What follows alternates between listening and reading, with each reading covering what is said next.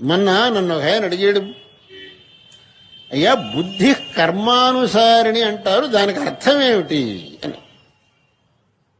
బుద్ధి కర్మానుసారిణి అని పెద్దవాళ్ళంతా చెబుతుంటారు, మాకు దాని అర్థం సరిగా తెలియలేదు, తమరు కాస్త వివరించండి అని.